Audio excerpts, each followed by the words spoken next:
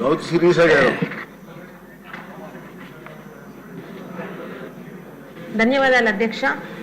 ప్రస్తుతం రాష్ట్రంలో జరుగుతున్న ఈ సోషల్ మీడియా అరెస్టుల మీద ఒక 2 నిమిషాలు పర్మిషన్ ఇవ్వాల్సిందిగా అడుగుతున్నాను అధ్యక్ష. ముఖ్యంగా మాలాంటి ఈరోజు మొదటిసారి అసెంబ్లీలో అడుగుపెట్టిన ఎమ్మెల్యేలను కూడా గతంలో కూడా మేమే ఇబ్బంది పడ్డాం, ఈరోజు కూడా ఇబ్బంది పడుతున్నాం అధ్యక్ష.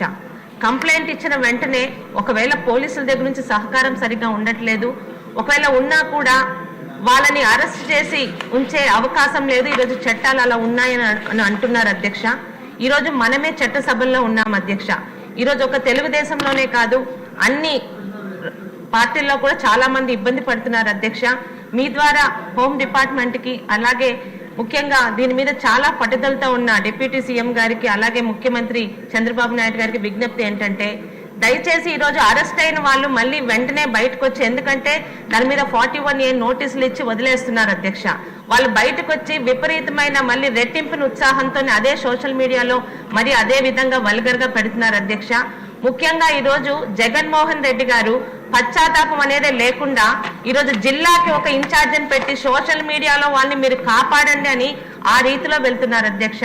మీ ద్వారా ప్రభుత్వానికి విజ్ఞప్తి ఏంటంటే, చట్టసభల్లో ఉన్నాం, ఈరోజు మనం చట్టాన్ని కనీసం అమెండ్మెంట్ చేయగలిగితే సోషల్ మీడియాలో మన పర్మిషన్ లేకుండా మన ఫోటోలు పెట్టి మార్ఫింగ్లతో అసభ్యంగా మాట్లాడిన వాళ్ళకి ఒక చిన్న శిక్ష పడేలాగా చట్టాలని మనం కనీసం అమెండ్మెంట్ చేసి తీసుకొని వస్తే భవిష్యత్తులో మనల్ని చాలా రాష్ట్రాలు కూడా అనుసరిస్తాయి అధ్యక్ష.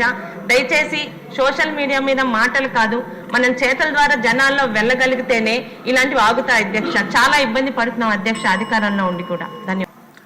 శ్రీమతి గౌతు శిరీష గారు, మీరైనా సరైన సమయంలో ముగిస్తే సంతోషం. ధన్యవాదాలు అధ్యక్ష.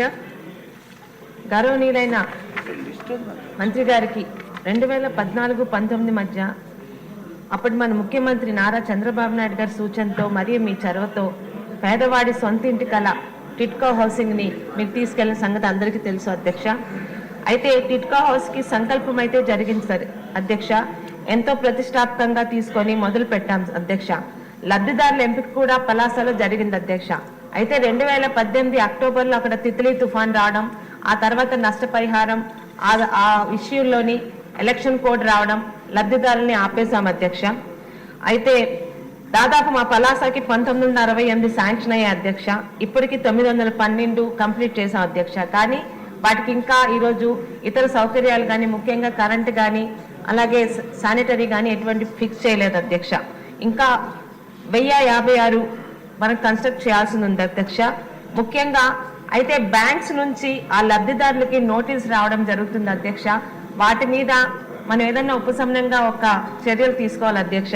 వాళ్ళ గురించి ఈవెన్ పేపర్లో కూడా ఆ బ్యాంకుల నుంచి నోటిఫికేషన్స్ వస్తున్నాయి అధ్యక్ష. అయితే 2019-24 మధ్య ఉన్న అప్పటి వైసీపీ ప్రభుత్వం రంగులు మార్చడం తప్ప ఇంకా ఏమీ చేయలేని చేతకాని ప్రభుత్వం అధ్యక్ష. ముఖ్యంగా గత ప్రభుత్వంలో ఆ 1056 మందికి టిట్కో లబ్ధిదారులకి జగనన్న కాలనీ ఇచ్చారు అధ్యక్ష. అయితే అప్పటి మనకి కట్టిన డీడీలు, అంటే మనం టిట్కో హౌసెస్ ఇస్తామని కట్టిన డీడీలు ఈ రోజుకి ప్రభుత్వం దగ్గరే ఉన్నాయి అధ్యక్ష. మనం ఇవ్వలేని వారికి ఆ డీడీలు కూడా వెనక్కి ఇవ్వాల్సిన బాధ్యత మన మీద ఉంది అధ్యక్ష. టిట్కో ఇల్లు లబ్ధిదారులకు మనం ఇవ్వకుండానే బ్యాంకర్స్ లబ్ధిదారులకు నోటీసులు ఇస్తుంది అధ్యక్ష. చాలా మంది పేదవారు వాటిని కట్టలేక ప్రతిరోజు మా ఆఫీసుల చుట్టూ తిరుగుతున్నారు అధ్యక్ష. గౌరవనీయ మంత్రి గారికి ఆ టిట్కో హౌసెస్ మనం మిగతావి కూడా పూర్తి చేస్తామా లేదా, ఎప్పటి లోపల పూర్తి చేస్తామో, ముఖ్యంగా ఈ బ్యాంకు నోటీసులకి మన ప్రభుత్వం మన లబ్ధిదారులకి ఎటువంటి అష్యూరెన్స్ ఇచ్చి వాళ్ళకి ఇబ్బంది లేకుండా చూస్తుందో తెలపాల్సిందిగా కోరుకుంటున్నాను అధ్యక్ష. ధన్యవాదాలు అధ్యక్ష. Thank you.